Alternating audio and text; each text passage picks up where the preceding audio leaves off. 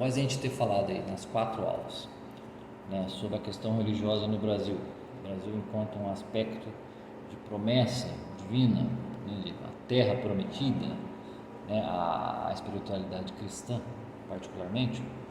Nós falamos que, né, desde a primeira aula, que o Brasil já foi investido desde o seu início, desde o seu descobrimento, né, investido com o caráter cristão, com a alma cristã, né, através da posse divina. E ao longo de todo o período da colônia, encontrou o seu desenvolvimento, o seu esplendor, né, a sua, vamos dizer, a sua disseminação, né, desse espírito cristão na alma daqueles que se tornaram brasileiros, ou seja, aqueles que desenvolveram o país nesse período colonial.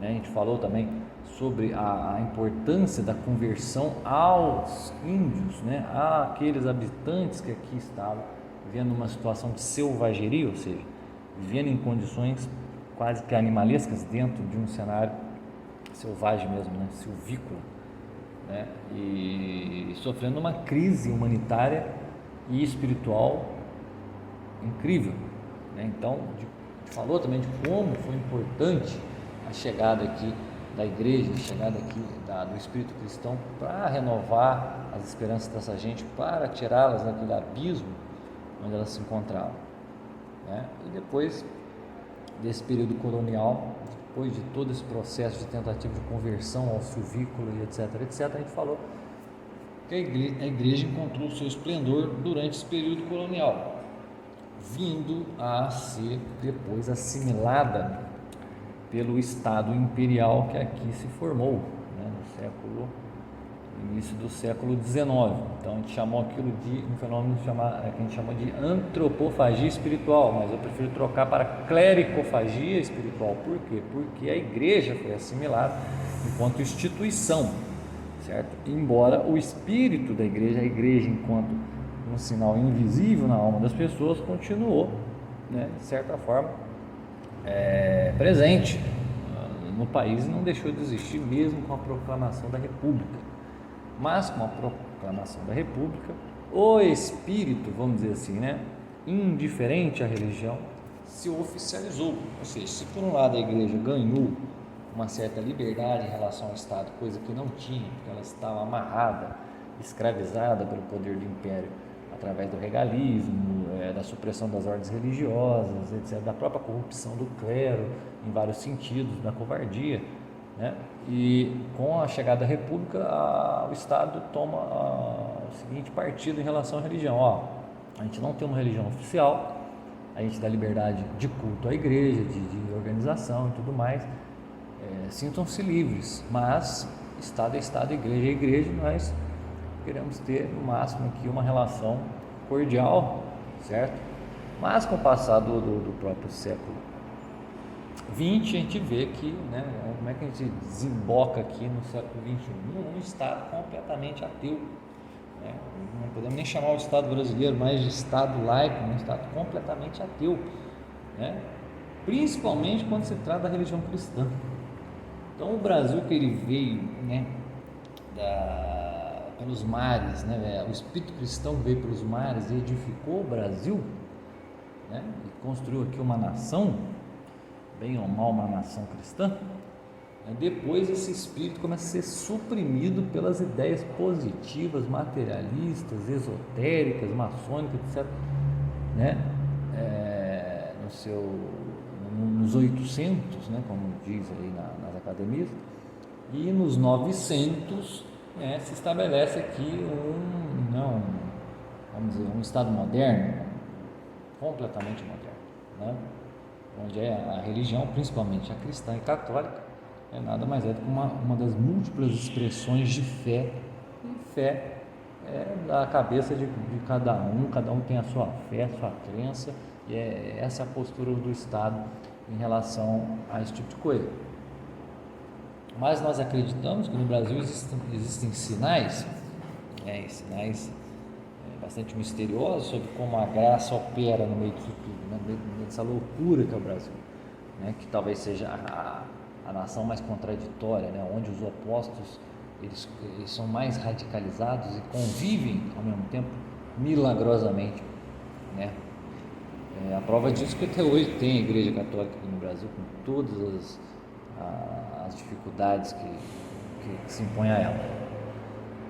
O fato é que é o seguinte, num desses sinais, a princesa aqui do Brasil, ela entrega, né, simbolicamente, né, o reinado, antes da queda para a República, o reinado a Nossa Senhora de Aparecida. Então, assim, de uma certa maneira, a gente crê que o Brasil não deixou de ser um reino, um império, mas ele só foi transferido, né, foi mudar de categoria, né, categoria do império político para a categoria do império espiritual, né, uma princesa terrestre, uma princesa celeste, Nossa Senhora. Então, a gente vai sobrevivendo assim, né, não sabendo até quando, até onde, mas com a esperança e a certeza de que acima de nós está, além do próprio Cristo Jesus, está a Santíssima Virgem Maria, né, como a padroeira, a rainha de todos nós. Então, independentemente do que aconteça aqui no cenário da cidade terrestre, a cidade celeste continua operante e disponível a todos, certo? Então, nessa última aula, né, finalizando essa série, que não é um curso exigiria muito mais aprofundamento sobre essas questões, né, e como o nosso projeto aqui, como o próprio nome diz, História Sintética, visa extrair sentidos, né, e fazer sínteses de longos períodos, de longos acontecimentos. Então, tudo aqui é meio que resumido, não no sentido de não querer levar em consideração certas coisas, mas no sentido da gente poder ter pelo menos os pontos de referência. Então, a série é um ponto de referência, né? É colocar o tema em evidência. Essa que é a importância em primeiro lugar. Se o tema não está em evidência, não tem como aprofundá-lo mais adiante. Então, na última aula, a gente vai falar aqui sobre a questão do milenarismo cristão no Brasil, né? Então, o Brasil ele tem, sim, como diversas civilizações, esse conteúdo milenarista, porque ele herdou isso, evidentemente, do cristianismo, e herdou isso aí, evidentemente, também da influência portuguesa, né, que, ao que tudo indica, era bastante afeita a essa visão milenar. Então, o Brasil tem sim uma gênese milenarista, certo? É isso que a gente quer comentar aqui, né? Falar um pouco mais dessa parte, vamos dizer, mágica, né? Vamos dizer assim, do Brasil. Então, o que é milenarismo? Milenarismo é aquela crença baseada, né, nas profecias do Antigo Testamento, também do Novo Testamento, através do Apocalipse de São João, de que um dia haverá aqui na Terra, antes do fim do mundo, um período simbólico, né, de 1000 anos de pura felicidade, né? Então, esse ideal de se formar na Terra uma sociedade perfeita, certo? Isso daí vem da herança, né, do milenarismo impregnado nas crenças judaicas, certo? Acerca do Messias, também a questão do milenarismo no fim dos tempos aqui no cristianismo, né, do Apocalipse de São João, certo? Mas isso daí é uma recorrência histórica, né, segundo Jean Delamou, o historiador, é uma recorrência histórica, é uma constante histórica. Isso daí existe em diversas civilizações, é uma espécie de lembrança de um paraíso antigo, de uma idade de ouro feliz que ficou no passado,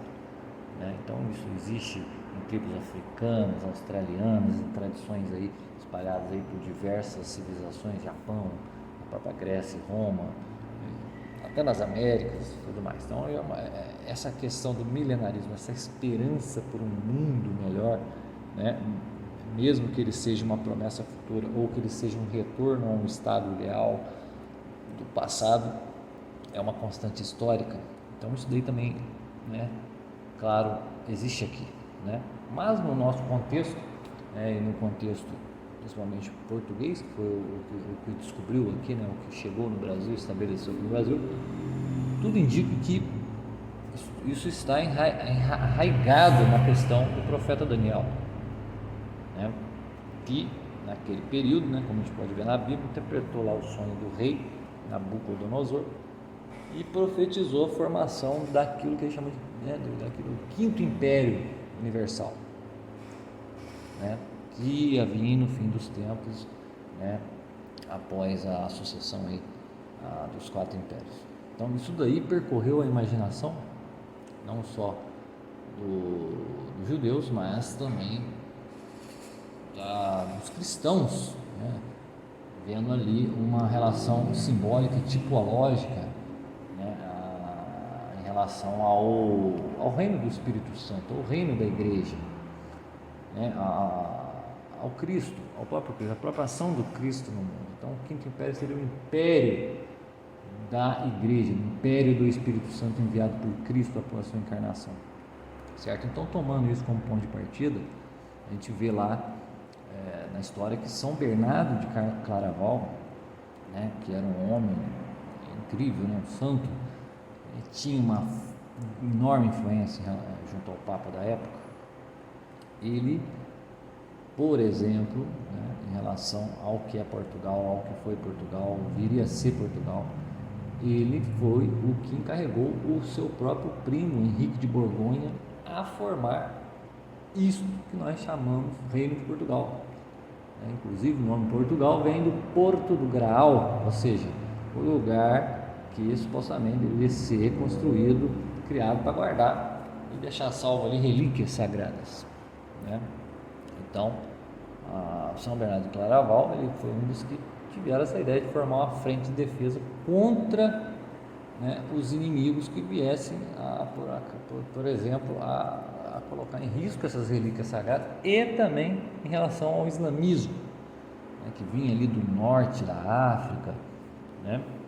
Então, foi-se necessário criar naquele ponto estratégico um reino. Então, ficou a critério aí do seu primo Henrique de Borgonha, pelo menos isso aí diz a história, né? E, consequentemente, com o passar do tempo, né, as próprias navegações, né, a fim de chegar à Terra Prometida, tudo isso daí vem desta origem de Portugal, desta origem santa de Portugal, vamos dizer assim, né? Vinculada a um desejo, a uma intenção do homem santo, certo? Com a anuência do próprio Pontífice Máximo da época, certo? Então, você vê que ali em São Bernardo de Claraval também já tinha, né, em alguma medida, essa questão do milenarismo, né? A tentativa de, através daquele reino, se chegar a uma terra prometida, né? Se chegar a encontrar, de repente, um novo lugar para que o reino cristão pudesse prosperar, né, de forma plena e clara, certo? A gente vê até na própria modernidade essa influência milenar, né? A gente fala tanto aqui nas nossas aulas sobre Karl Marx, sobre Hegel, sobre todo esse pessoal progressista, né, que meio que jogou para escanteio a crença mais transcendental na história e ficou apenas com as esperanças terrenas em relação a ela, né, de como isso influenciou, como isso está impregnado de milenarismo, certo? Mas lá em Schelling, filósofo Schelling, né, ele tinha lá uma espécie de filosofia da revelação, né?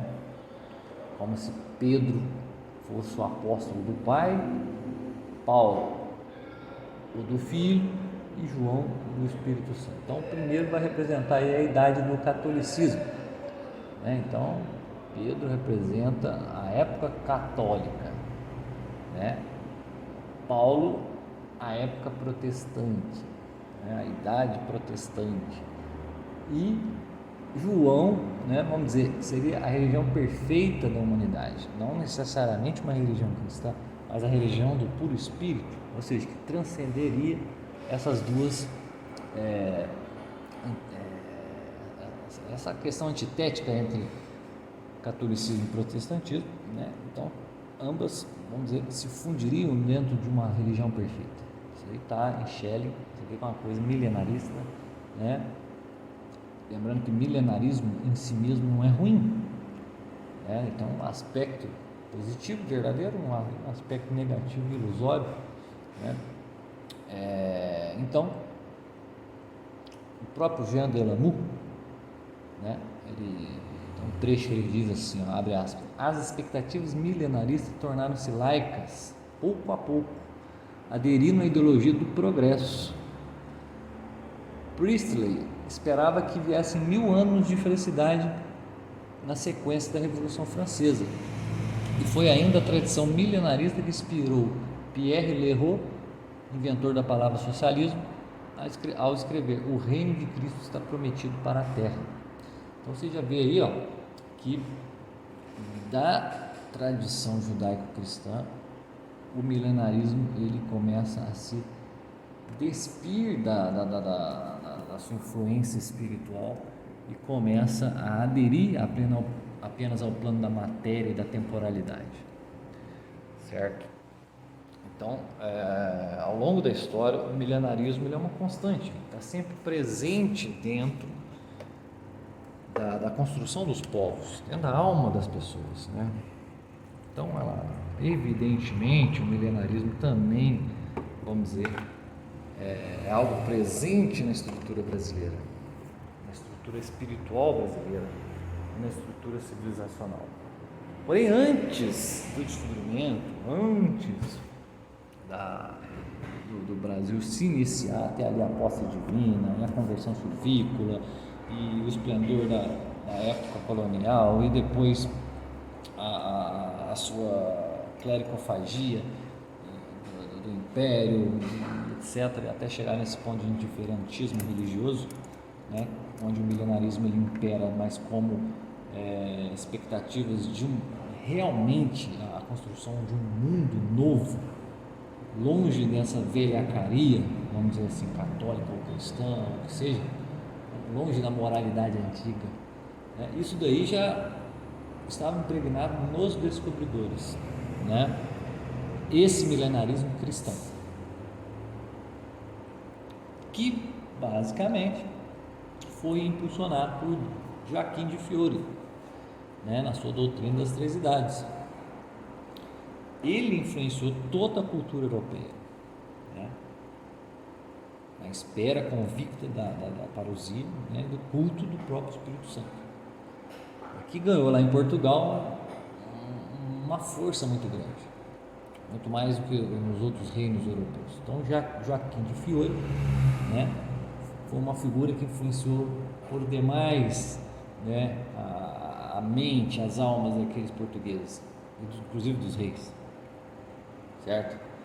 Então, baseado no Joaquim de Fiore, né, e na ideia do Quinto Império, né, as três idades, a idade do Espírito Santo e a questão do Quinto Império, que seria o império desse Espírito Santo, a gente pode falar Joaquim de Fiore, né, a chamada terceira idade ou idade do Espírito Santo, poderia ser este quinto império espiritual, estabeleceria a paz universal entre os povos, traria aí de volta a idade de ouro daqueles mitos antigos. Então, por conta disso, a gente crê que no descobrimento do Brasil, na própria construção do Brasil, esse caráter fioriano, vamos dizer, né, joaquiniano, vamos dizer assim, estava presente na alma daqueles que aqui vieram. Tudo isso que a gente falou sobre o cristianismo tinha esse caráter também de entender que o Brasil poderia ser esta terra prometida, este quinto império, este império espiritual, império do Espírito Santo. Então você vê portugueses, você vê índios, depois mais tarde africanos, agora só confirmando a ideia, né, dessa paz universal entre os povos, né, dessa tentativa de união, de miscigenação de todos os troncos raciais, todos os troncos civilizacionais, né, como se todos eles se reencontrassem aqui por essa promessa do quinto império, do império do Espírito Santo. Claro que há muitas falácias acerca disso, foram criadas posteriormente, muitos mitos, muitas ilusões, mas a gente vai tentar sacudir tudo aqui e ficar com essa ideia mais pura do cristianismo, a ideia de que aqui na Terra o império, o quinto império, o império do Espírito Santo, ele não é que ele vai acontecer um dia, ele já aconteceu, que é o império do reino de Deus trazido por Cristo através do Espírito Santo pela igreja. certo? Então o quinto império para nós já existe, não é uma realidade que vai acontecer, já aconteceu. Não é que é o Brasil, não é que é o Brasil, é a igreja. Só que o Brasil ele foi construído sobre esta intenção, sobre este pensamento também. Então esse primeiro detalhe, né, essa primeira nota, a promessa de um futuro glorioso, né? O quinto império ele é frequentemente associado a isso. É uma era de esplendor, perfeição que vai ocorrer antes do fim dos tempos, certo? Então, da mesma maneira que no Brasil, muitas vezes o Brasil foi visto como uma terra de imenso potencial, riqueza, recursos, né? Um lugar onde as aspirações de uma sociedade justa, uma sociedade próspera poderiam ser realizadas. Então, se você se colocar no ponto de vista daqueles jesuítas, daquelas ordens religiosas, daqueles padres, daquele pessoal que veio pelos mares, encontrou aqui este local, aquelas pessoas, né, ingênuas, né, e outras bárbaras, precisando da conversão e tudo mais, mas um lugar prometido, um lugar que parecia ser uma promessa. Esse lugar aqui é um lugar que promete, promete algo futuro. Então, esse aspecto da terra prometida, que é uma segunda nota, né?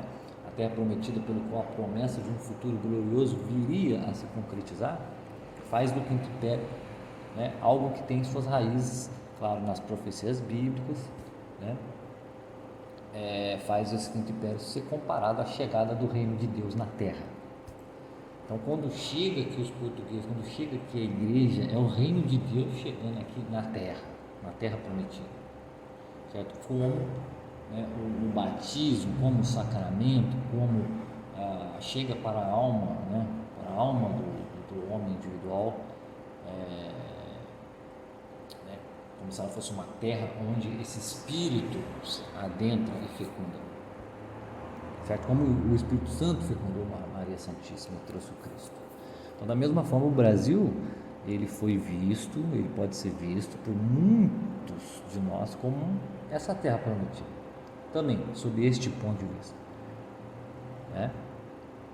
Então, historicamente, isso remonta à tal da crença que a terra recém-descoberta possuía riquezas inestimáveis, a promessa de um futuro grandioso, e isso daí foi mais ou menos o que os primeiros que chegaram aqui sentiram, né? A primeira carta do Brasil dizia lá, de todas as riquezas aqui, né, de tudo aquilo que é bom aqui, essa gente, esse pessoal aqui que a gente encontrou, parece ser o que há de melhor, ou seja, a terra prometida. A alma dessas pessoas também era a terra prometida, não só um território tomado literalmente, mas a própria alma daqueles que aqui estavam, né? Um lugar onde o Espírito Santo pela igreja poderia se estabelecer. Então, dentro desse milenarismo deve haver obrigatoriamente conexões religiosas. Não podemos falar de um quinto império fora dessas dimensões religiosas. Então a gente não pode pensar no quinto império apenas como estabelecimento de uma civilização terrestre, mas como a penetração celeste de um império divino no homem, na terra.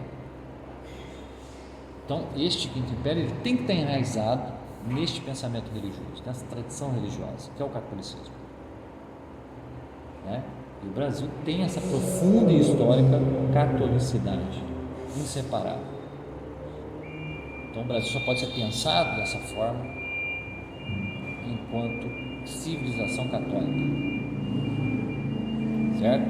Então a gente tem que pensar isso como uma ordem divina que virá trazer ou trouxe a justiça e a prosperidade a esta humanidade brasileira, a esta terra brasileira, certo? A este povo brasileiro, essa civilização brasileira. Então tem que ter aí o elemento religioso, essa conexão religiosa, né, com o quinto império.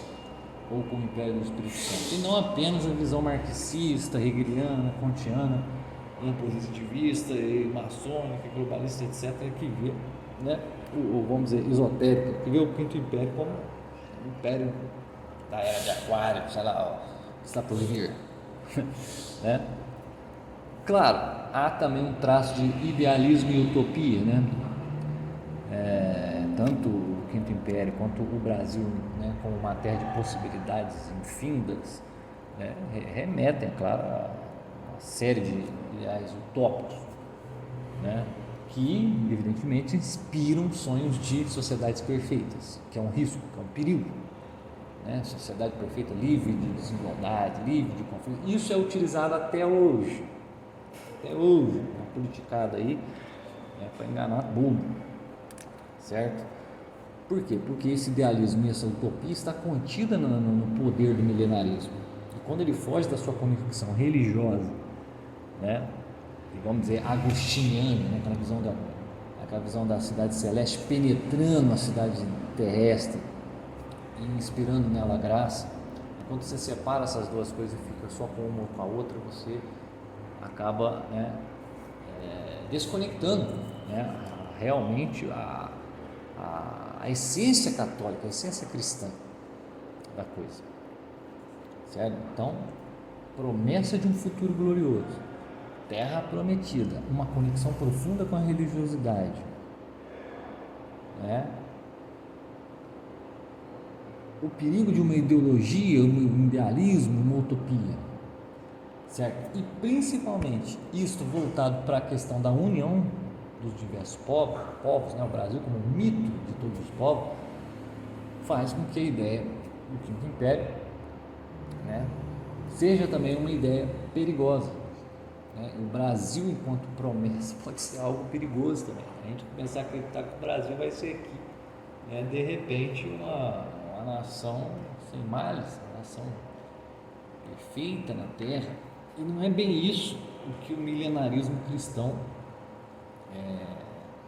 tende ou deve tender a crer. O milenarismo cristão é aquilo que eu chamo de, né, um efeito da própria concepção angular do tempo que há no cristianismo. A gente não olha só para frente, para um fim que está lá na frente, a gente olha para frente, sabe que as coisas são cíclicas, mas a gente está sempre tendendo como um ângulo reto para cima, independentemente do ponto histórico onde a gente está, certo? Então, essa visão, vamos dizer, correta do milenarismo é a visão que vai nos dar também a noção correta sobre o que nós estamos chamando aqui de Brasil promessa, né? Que é o Brasil uma civilização, um país, um local onde a Igreja e o Espírito Santo e o Quinto Império estão presentes, sem idealismo e sem utopia, ou pelo menos deveria estar, né? Para quê? Para fundir esses povos, para fundir essas diferenças, né, numa unidade que é a unidade da linguagem do Espírito Santo, a linguagem da Igreja. Então, a unificação dos povos em torno de certos valores espirituais, morais, etc., né, pode trazer ao Brasil a ideia de uma nação, né, que é diversificada, que é uma espécie de microcosmos dessa ideia de união de diversos povos, diversas etnias, etc., etc., por conta dessa variedade de culturas e etc., que vieram aqui para o Brasil, e todas misturadas, elas estão sob o quê? Sob, vamos dizer, a batuta de quem? Do próprio Espírito Santo. Sem essa conexão religiosa, sem essa ideia religiosa correta, que é a ideia da sua raiz, que é a raiz cristã, não existe união de todos os povos. Quem pode falar assim, o Brasil está comprovado ser a tal da terra prometida, porque aqui tem português, tem alemão, tem japonês, tem índio, tem negro, né? Aqui tem português, tem alemão, tem japonês, tem índio, tem negro, né? Só porque jogou todo mundo aqui é a união de todos os povos. Não.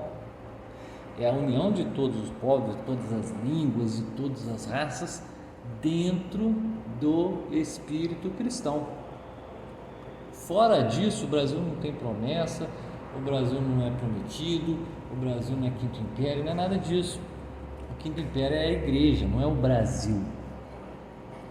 Certo? O que os autores esotéricos buscaram fazer com todas as informações coletadas sobre essa crença milenarista que está na gênese do Brasil, foram correr para fora desse ideal cristão, cair em uma série de seitas, em certos pensamentos esotéricos, até maçônicos e tudo mais. Né? Então existe aqui, em relação a este tópico, Brasil Promessa, que a gente quis trazer aqui, uma busca por um propósito maior na existência, certo? Então é uma busca por um propósito maior na história do ser humano, na história universal, na história da humanidade. Então o que a gente está chamando de Brasil Promessa aqui? Está chamando de Brasil Promessa? O Brasil, ele é, vamos dizer, de todas essas nações mais recentes, aquela que é quase que continental, gigante, é a que menos tem, vamos dizer, tempo de história própria. Uma coxa de retalhos ali que nasceu na modernidade, não pegou todo aquele mundo antigo, pegou meio que de rebote aqui, né? Meio português, os portugueses e os africanos e esses povos indígenas que estavam aqui, depois esse monte de gente que veio para cá, né? União de povos diversos, etc. O Brasil, ele parece que ele é uma maçaroca de várias coisas. E é justamente nesse lugar que, desse monte de linhas contrárias e contraditórias e loucas que existem no Brasil, existe aqui dentro a semente cristã, a semente da graça, e tem que haver através dela essa busca por um propósito maior. Só assim, né, podemos chamar o Brasil de uma terra prometida, certo? Que busca um propósito maior na história da humanidade, né? Um propósito de redenção de todas essas diversificações que o ser humano sofreu ao longo da sua existência histórica.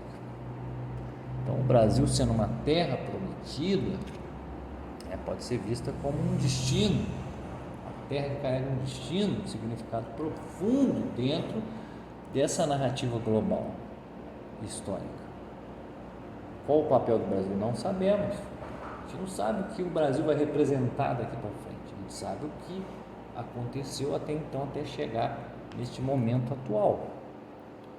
Mas nós sabemos que pode haver, através do Brasil, uma renovação cristã, uma transformação, né, ainda na história, em alguma medida, né, do ideal cristão. Então, essa promessa de renovação, de transformação, de superação, né, espiritual, isso daí também é algo que está no caráter da nação brasileira, né? Então, assim,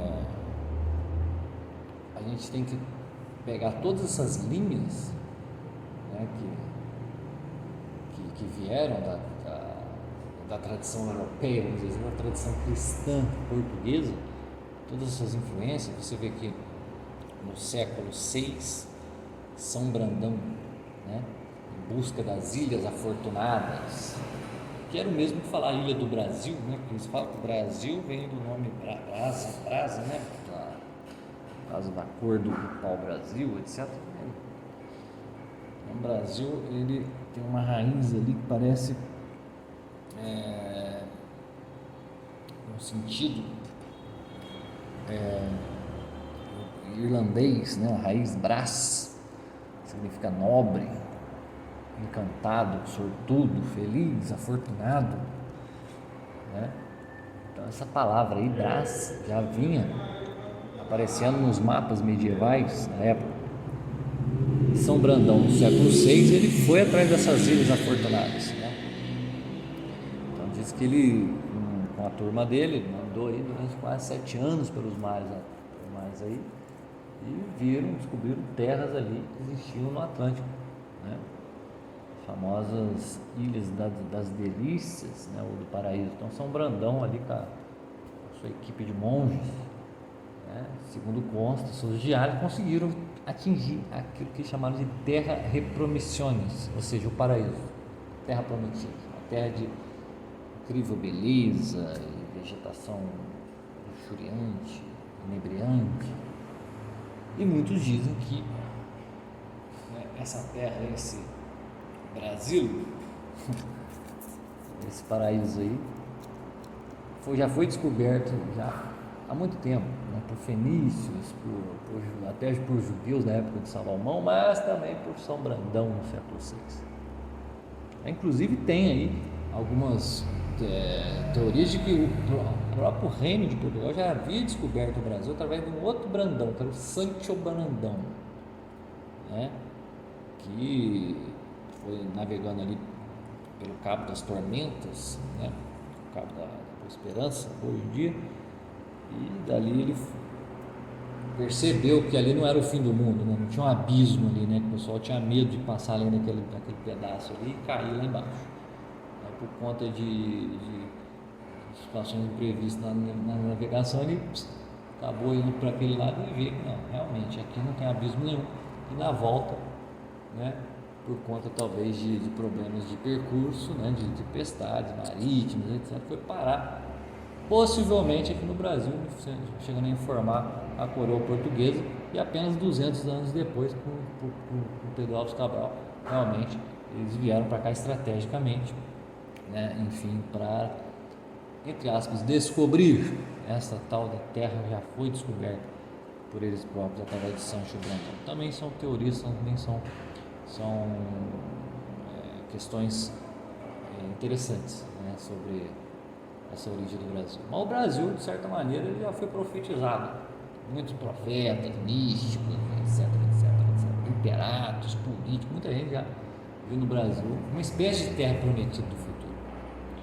Como a gente disse, fenícios, judeus, né, há mais ou menos 3.000 anos atrás, naquela época do rei Salomão, segundo alguns acreditam, navegaram para cá também, né, tiveram suas expedições marítimas e chegaram a chamar aqui, né, o local como o país, né, a terra de Ofir, né, onde chegaram a se extrair pedras raras, ouro, etc., que depois foram até utilizados para construir o templo do Salomão. São também hipóteses, né, são histórias contadas aí por algumas pessoas, certo? No século XII, por exemplo, eles acreditavam que na fundação da ordem lá dos Templários, né, eles acreditavam que de alguma forma aquela biblioteca do templo do Salomão guardava os tesouros, né, mapas do mundo, né, dessas navegações, essas informações mais secretas e ocultas. Nessa fundação da Ordem dos Templários, alguns acreditam que de alguma forma eles tiveram acesso ao conteúdo que estava nessas bibliotecas que foram guardadas aí, né, ao longo dos séculos.